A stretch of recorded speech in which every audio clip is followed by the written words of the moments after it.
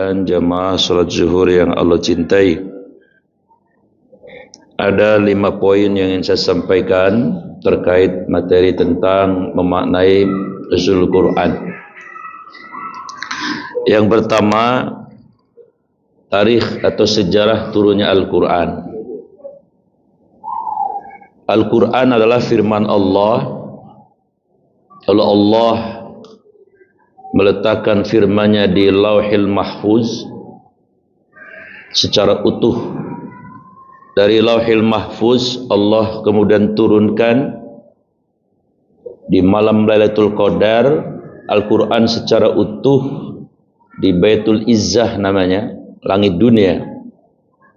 Nah, dari langit dunia ini diturunkan secara gradual selama kurang lebih 23 tahun sesuai dengan konteks turunnya ayat tersebut. Dan pertama yang diturunkan adalah surat Al-Alaq ayat 1 sampai 5. Itu terjadi tanggal 17 bulan Ramadan. Maka disebut dengan nuzulul Quran. Ini sejarah singkatnya.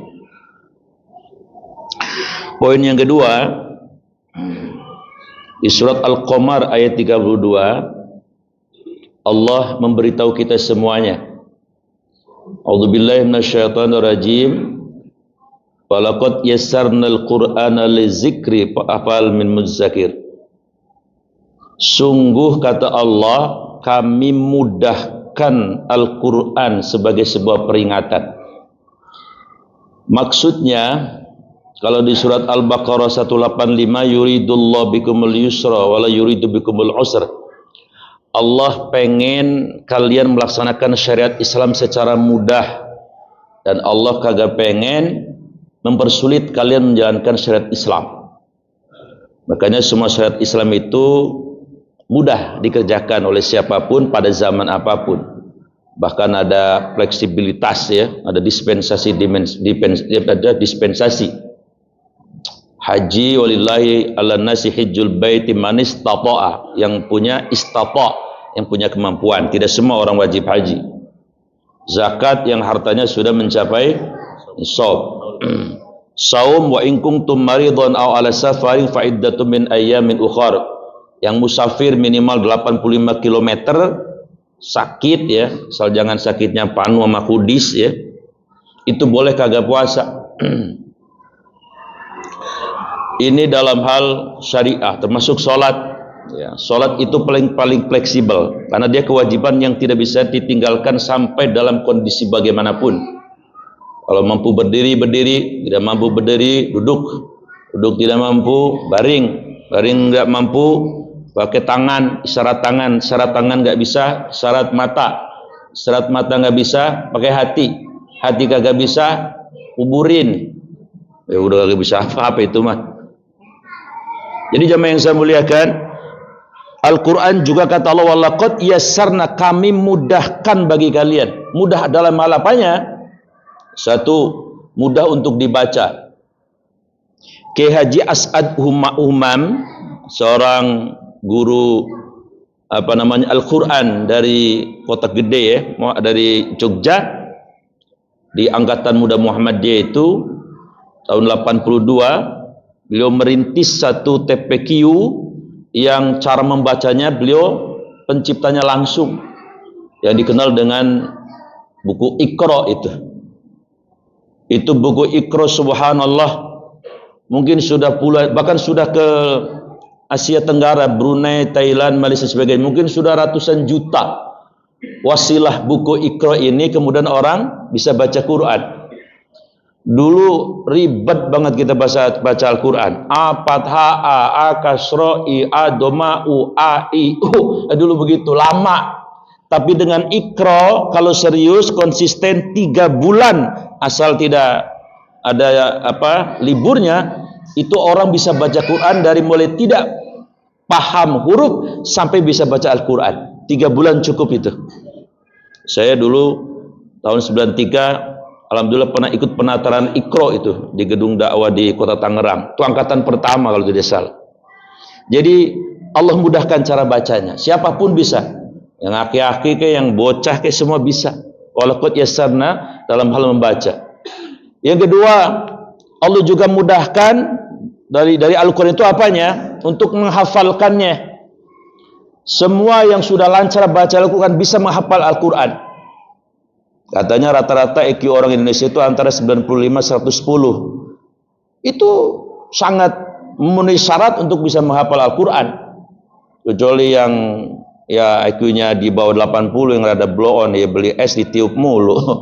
Kan blow on namanya. Itu mungkin agak kesulit. Tapi yang normal ini mudah sekali membaca, menghafalkan Al-Quran. Dengan catatan ada syaddul azam, ada tekad yang kuat. Di YouTube rame itu, Ibu Hajah Nur Sanita dari Depok itu. Dia umurnya sudah 60, Pak. Dia menghafal Al-Quran dari umur 60. Allah takdirkan dia hafal Quran 30 juz di umur 68. Bayangkan, udah nenek-nenek. Antum kan masih umurnya masa 27-an, ya 27, 28. Lebihnya saya gak tahu, bini yang tahu. Masih sangat potensial. Coba, dari mulai Ramadan ini diazamkan, ditekadkan. Saya bertekad akan menghafal 1 juz saja misalnya. Pilih juz apa? Kalau Bapak ditekadkan, insya Allah Ramadan yang akan datang, itu sudah hafal di 1 juz itu. Persoalannya, kita belum punya azam, belum punya tekad yang kuat. Tapi kan saya kerja Ustaz. Oh, Quran itu fleksibel, bisa dihafal kapan saja kok. Tidak usah berjam-jam, alokasikan waktu saja sehari, setengah jam aja, tapi serius. Silakan waktunya kapan itu. Terus setiap hari. Saya yakin itu target bisa bukan 1 juz, bisa 5 juz, 6 juz bisa itu. Insya Allah itu. Jadi Allah akan mudahkan itu. Kemudian juga Allah akan mudahkan untuk mengamalkan Al-Quran. Al-Quran itu adalah langsung firman Allah, bukan firman manusia. Allah yang menciptakan manusia, maka Allah tahu betul itu. Yang namanya anatomi tubuh manusia, yang namanya jiwa manusia, soal rasa, pikiran, semua Allah paham betul itu. Maka orang yang mengamalkan Al-Quran, Allah akan mudahkan. Ya, Allah akan mudahkan. Dengan catatan memang dia ingin menjadikan Al-Quran itu sebagai imam dalam hidupnya. Itu poin yang kedua.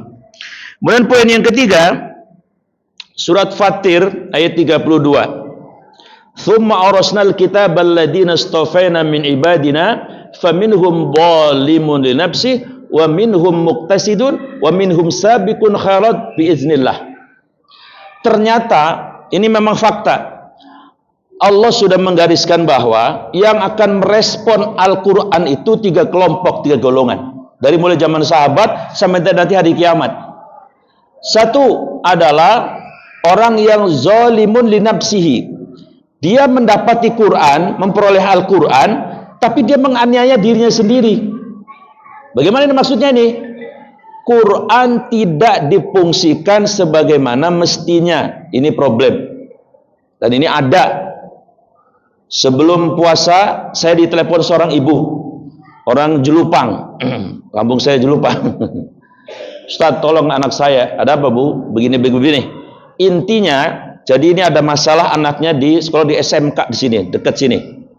Tapi dia suka dipalak sama kakak kelasnya katanya. Karena ini anak dekat dengan internet, entah dari mana ya, yang mempengaruhi dia, sehingga dia kemudian ceritanya ingin mempertahankan diri, cuman salah jalan. Dia akhirnya mengakses yang namanya sihir online gitu. Jimat online, kira-kira begitu. Sampai ditunjukkan ibunya jimatnya ke saya. Nah, saya lihat jimatnya lucu. Ada tulisan-tulisan Al-Quran yang ditulis di kertas. Kemudian dikasih minyak yang minyak nyong-nyong begitu dan sebagainya. Oh, jadi sekarang sudah ada jimat online, Pak. Ini saya bukan nganjurin Bapak lalu nanti nyari-nyari nih. Tapi saya ngasih tahu bahwa ada orang yang salah memfungsikan Al-Quran. Quran jadi jimat. Ada lagi orang yang memfungsikan Al-Quran cuma untuk supaya jabatannya legitimate saja. Jika jadi pejabat terus Qurannya. Ini dalam sejarah Islam tidak ada tuh model kayak gitu tuh. Cek sejarah Islam mana yang orang ketika bersumpah Qurannya taruh di kepalanya. Karena Qurannya taruh di pala, akhirnya Qurannya kemana, palanya kemana. Nah, ini yang terjadi sekarang ini. Di dalam Islam hanya ada namanya qasam, wallahi billahi tallahi, saya sebagai RT saya akan melaksanakan amanah jabatan saya karena Allah Rasulnya, Rasul begitu saja cukup, gak usah Al-Quran di atas. Ada lagi Quran itu difungsikan cuman sebagai mas kawin. Nah, pokoknya mas kawin Al-Quran terus Qurannya disimpan, dibungkus rapi, kagak dibuka-buka, seolah-olah ini wah Quran hadiah yang tidak boleh diutik-utik. Nah, begitu diutik-utik ketika anaknya udah masuk mau TPA, Bu mau masuk TPA suruh bawa Quran, baru dia ingat di waktu kawin dulu, oh mama punya Quran aja. Lah Quran jadi pajangan aja.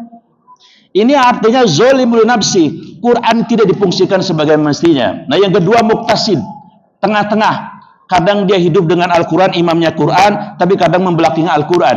Nah yang ketiga yang paling hebat adalah generasi para sahabat dulu. Sabikun bil khairat. Setiap Quran turun, merekalah pelaku utama yang melaksanakan isi Al-Quran tadi. Ketika ayat tentang Khomer turun, menegaskan bahwa Khomer itu haram, semua gentong-gentongnya dihancurin semuanya. Dan sejak saat itu mereka tidak mau menyentuh yang namanya Khomer. Ketika turun surat An-Nur itu tentang kewajiban menutup aurat, itu semua baju-bajunya sahabiah dibakar, dirobek, bakar semuanya itu. Nah, jadi mereka adalah generasi yang ketika Quran turun, itu langsung dikerjakan, diamalkan. Kalau kita kan kagak, Qurannya udah ada, sami'na, ya wantar-wantarna beda, itu begitu model saya mah. Jadi lama, jadi nggak connect langsung. Nah, jadi ini fakta yang terjadi dari zaman Nabi sampai hari kiamat. Ada 3 kelompok orang merespon Al-Quran. Mudah-mudahan kita golongan yang pertama tadi. Amin. Poin berikutnya, poin yang keempat. 10 menit lagi ya, mau ada santunan ini. Poin yang keempat adalah Quran itu ternyata Pak tidak hanya untuk kita. Ya, jadi secara populasi manusia katanya sekarang jumlahnya 8 miliar. Orang Islamnya sekarang 2,2 miliar katanya begitu. Sebenarnya Quran itu buat semua manusia yang hidup setelah Nabi Muhammad jadi Rasul. Ini kan sebenarnya karena orang nggak mau nerima aja, seperti orang pilpres nggak perlu kalah gitu kan. Ya, artinya berbagai macam ikhtiar diupayakan. Walaupun itu cakep, bagus sekali itu ya. Nah ini jadi di surat Ad-Jasiyah ini jamaah yang saya muliakan, ada apa namanya? Isu ngomong-ngomong pilpres jadi lupa deh begini dah. Walat saya ini. Maksud saya begini, Quran itu bukan untuk kita doang, maksud saya begitu. Tadi kan umat Islam ada 2,2 miliar. Sebetulnya kan jumlah manusia 8, berarti lebih banyak yang tidak sebagai muslim kayak kita. Apa buktinya Quran tidak hanya untuk kita? Lihat surat Ad-Jasiyah ayat 20. Hada, inilah Al-Quran. Basairun, kurikulum. Allah mengatakan bukan lil muslimin, tapi linnas, untuk manusia. Ya, wa huda wa rahmah liqaumi yuqinun, dan dia adalah petunjuk guidance hidup serta rahmah dari Allah bagi orang yang yakin. Jadi Quran itu bukan buat untuk semua, bukan untuk kita saja, tapi untuk semua manusia. Maksudnya begini, values nilai-nilai Al-Quran kalau diamalkan, semua orang akan bisa mendapatkan benefit, keuntungan dari mengambil nilai-nilai Al-Quran itu. Bahkan ini kita harus jujur, mohon maaf ya, nilai-nilai Al-Quran justru banyak diamalkan oleh orang-orang di luar kita, sehingga mereka ada secara dunia sukses. Contoh, kita sudah paham betul, hafal betul surat tentang persoalan waktu, wal asri, demi waktu, Allah bersumpah dengan waktu. Harusnya waktu itu sesuatu yang sangat penting dalam hidup ini, karena Allah bersumpah dengan makhluk yang namanya waktu itu tadi. Tapi kita mau jujur, harus mau jujur. Siapa yang paling luar biasa mengamalkan ayat ini? Mohon maaf, bukan kita. Kalau kita mau jujur mah, lah orang Jepang Pak. Coba ada apa-apa berinteraksi dengan orang Jepang, urusan waktu, disiplinnya bukan main Pak. Saya ibaratnya contoh begini nih, kalau Bapak janjian sama orang Jepang jam 1, setengah 1 dia udah datang. Tapi kalau janjian sama orang Jelupang, orang kampung saya, janjian setengah 1, insya Allah jam 2, 5, 30 menit baru nyampe, pas makan baru nyampe dah. Ini kan fakta, kita harus jujur kan gitu ya. Kemudian juga mohon maaf nih, ayatnya udah kita hafal banget. Fa'ida paragta fansob wa ila rabbika paragob. Apabila sudah selesai pekerjaan satu, song-song dong pekerjaan yang lain, sehingga kita menjadi orang yang inovatif. Faktanya yang mengamalkan ini bukan kita ini. Setidaknya kalau di negara Asia, ya Korea Selatan lah kira-kira gitu. Korea kan merdekanya bareng sama kita tahun 45, cuma beda tanggal 15. Tapi apa yang sekarang terjadi? Mereka melesat jauh meninggalkan kita. Ya mohon maaf, dari aspek budaya ada K-pop, K-popnya mereka mendunia. Dari mulai Suju, Super Junior, The Flower, Blackpink. Kenapa sih Pak kok nggak suka masih nyebut? Itu kan ada anak-anak Bapak juga paham itu. Nenek-nenek aja berdemen. Ya. Kemudian dari aspek teknologinya, ya Allah, itu yang namanya produk dari kolesterol kan kita pegang. Saya mau beli ini HP saya Samsung. Bapak juga ada kan mau beli TV-nya Samsung, segala Samsung. Kita punya Haji Samsu tuh, tukang rengginang. Ya, jauh benar romanya ini. Nah, jadi jamaah yang saya muliakan, justru mereka yang tidak beriman seperti kita mengamalkan nilai-nilai sehingga mereka sukses. Ada lagi misalnya Dhaharul fasadu fil bari wal bahri bima kasabat aydin nas surat Ar-Rum 40. Telah rusak di darat dan di laut akibat ulah tangan-tangan manusia. Ini ayatnya kita hafal, tapi justru kita nedak, kalau bahasa kampungnya nedak itu apa? Cross ya apa ya? Malah ditabrak ini ayat ini. Yang paling ramah terhadap lingkungan bukan Indonesia ternyata yang punya ayat ini atau negara-negara Arab itu. Adalah negara yang paling ramah terhadap lingkungan adalah Finlandia. Negara Finlandia atau Swiss atau Denmark ya itu negara-negara yang paling ramah mereka terhadap lingkungan, menjaga betul yang namanya lingkungan. Lah kita, hutan kita dari 200 juta hektar hutan yang produktif dan hutan lindung tinggal 19 hektar. Tahu siapa yang nebangin? Tuyul kali. Mohon maaf, ini kita bingung kadang-kadang. Surat Al-Hadid ayat 4, wa huwa ma'akum aina ma kuntum. Dialah Allah yang membersamaimu 24 jam di mana saja. Ini ayat kita hafal. Maksudnya ini ayat gak boleh korupsi. Wong Allah selalu membersamaimu kok. Faktanya alhamdulillah. Lah kita juara lo korupsi mah. Juara apa kita? Di Asia mah kita alhamdulillah. Bersyukurlah pokoknya. Urusan korupsi bersyukur. Juara Pak. Di Asia mah. Justru tadi negara kembali Finlandia yang paling tidak koruptif negaranya. Konon kalau di sana Pak, ada 12 dompet hilang, yang 10 kembali ke pemiliknya utuh. Lah coba di Jelupang Pondok Jagung. Dompet 12 hilang, yang balik berapa? Yang balik kulitnya doang. Isi mah kemana baik dah. Nah, ini fakta. Jadi surat Aj itu otokritik buat kita bahwa Quran itu nilainya dahsyat karena langsung dibuat oleh sang pemilik raya jagat semesta ini, tapi kita tidak bisa mengakses dan mengamalkannya. Orang lain justru mengamalkannya sehingga mereka sukses walaupun secara dunia. Terakhir, poin yang terakhir adalah di antara fungsi Al-Quran itu ada 6Y, saya sebut istilahnya 6Y. Y pertama, yahdi ila siratil mustaqim. Al-Quran itu adalah guidance untuk supaya kita selamat dunia akhirat. Pokoknya kalau ngikutin Quran ngetan kita ngetan, Quran ngulon kita ngulon, insya Allah kita bakal selamat dunia akhirat. Tapi kalau Quran dibelakangi, pasti kalaupun sukses namanya istizraj ya.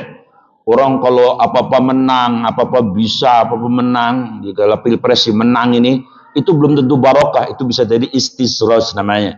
Tapi kalau Quran kita ikuti, insya Allah kita lempeng, ihdinas shiratal mustaqim, insya Allah akan selamat dunia akhirat. Yang kedua, fungsi Quran itu adalah apa namanya?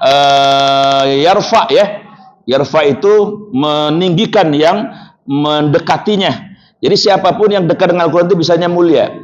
Nabi Muhammad itu yang diturunkan Al-Quran menjadi manusia yang paling mulia, bahkan Rasul yang paling mulia. Malaikat Jibril juga tugasnya nganterin wahyu, menjadi malaikat yang paling mulia. Bahkan bocah Bangka Belitung yang namanya Musa, umurnya 7 tahun, itu pernah musyafakoh di Mesir, Masya Allah, menang dia, diciumin sama syekh ulama-ulama besar di Mesir itu.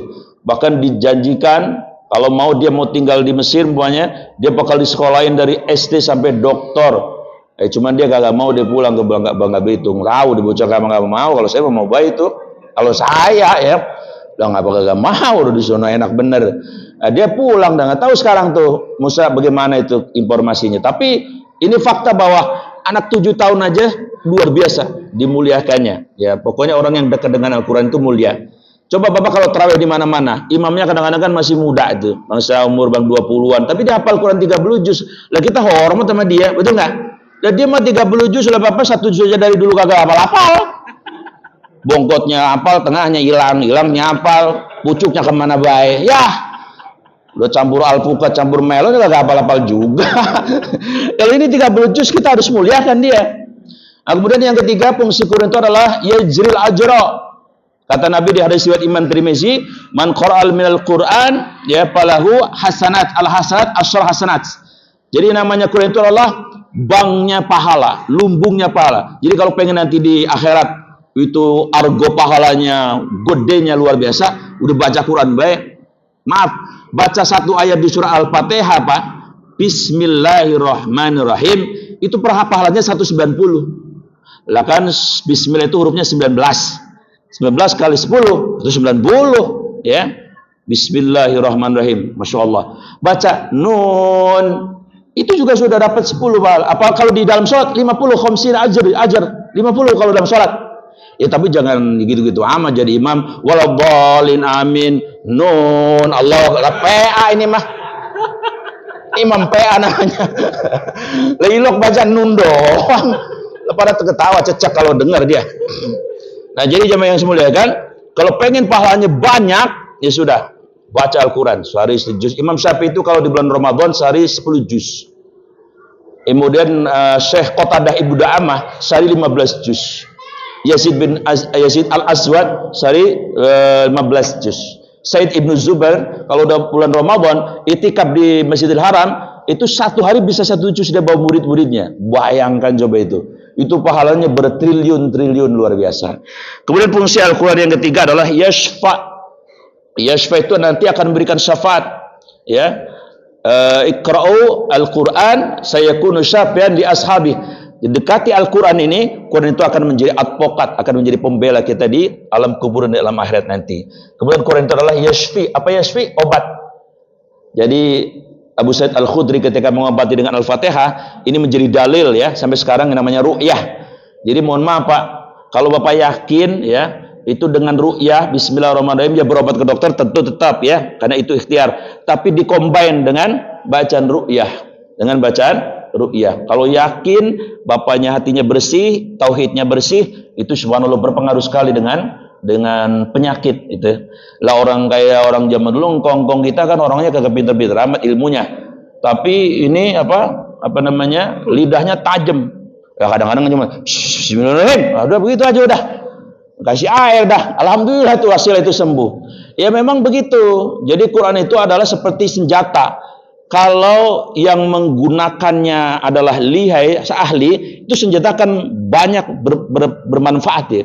Tapi kalau yang makainya belaka ciprut, maksudnya banyak dosanya, mau baca Yasin 20 kali juga gak mempan-mempan, lente belaka ciprut, nggak bisa, harus orang yang bersih. Kalau bersih pasti, karena itu adalah jaminan dari Allah. Saya kira tinggal 10 menit mau santunan ya, santunan anak yatim ya. Ya kalau begitu saya dapat karena anak yatim saya juga Pak. Loh iya saya bapak saya udah meninggal. Saya kira demikian yang bisa saya sampaikan, kebenaran dan manfaatnya. Tutup dengan kafaratul majlis wa anakallahumma hamdik asyhadu an la ilaha illa anta astaghfiruka wa atubu ilaik. Mohon maaf lahir batin. Assalamualaikum warahmatullahi wabarakatuh.